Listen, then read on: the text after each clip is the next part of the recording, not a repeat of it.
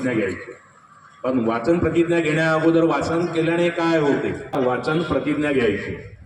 परंतु वाचन प्रतिज्ञा घेण्या अगोदर वाचन केल्याने काय होते हे तुम्हाला शिकवणारे जे शिक्षक लोक किंवा शिक्षिका आहेत ते तुम्हाला वारंवार नेहमी सांगतच असतात की वाचन केल्याने काय होते, वाचनाचं महत्व काय.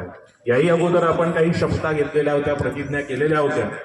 फक्त प्रतिज्ञा करतो आणि आपण नंतर विसरून जातो की मी काय प्रतिज्ञा घेतली होती. तर त्या प्रतिज्ञेचं पालन आपण जरी 100% करत नसाल, परंतु कमीत कमी 10%, 20%, 25%, 100% तर पालन करण्याचा प्रयत्न करायचाच आहे. तर त्या अनुषंगाने वाचन केल्याचे फायदे काय होते. वाचन केल्याने रीडिंग काय होते. डॉक्टर बाबासाहेब आंबेडकरांविषयी तुम्ही ऐकलेलं असेल, त्यांना कुणीच मित्र नव्हते. मग त्यांनी मित्र बनवलं कुणाला, पुस्तकांना. पुस्तकं वाचत राहिले, वाचता वाचता त्यांचं वाचन समृद्ध झालं. नुसतं वाचन समृद्ध झालं नाही, प्राप्त केल्या शिकून आणि नुसत्या डिग्र्या प्राप्त केल्या नाही, तर आपल्यामुळं आपल्या समाजातील जे वंचित लोक होते त्यांचं सुद्धा जीवन समृद्ध बनवलं. तर आपल्याला आपण वाचन केल्याने फक्त आपलंच जीवन समृद्ध करायचं आहे, एवढं जरी केलं तरी पुरेसं आहे आपल्या देशासाठी.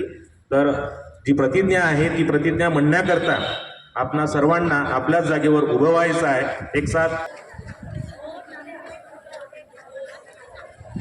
प्रत्येक जण सावधानच्या स्थितीत, शरीराची हालचाल न करता,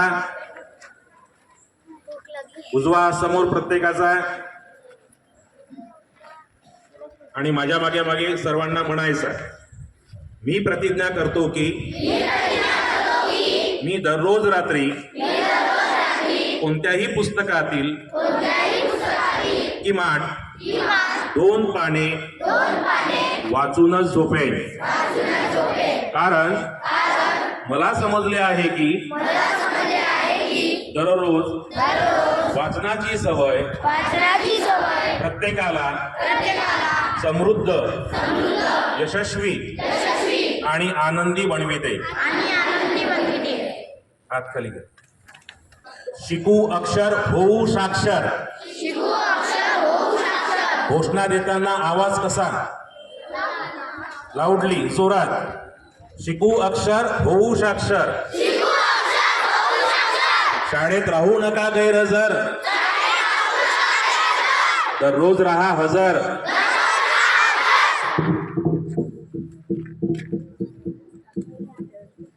कुणाचा एकच मंत्र, साक्षर होणे हा कान मंत्र. धन्यवाद.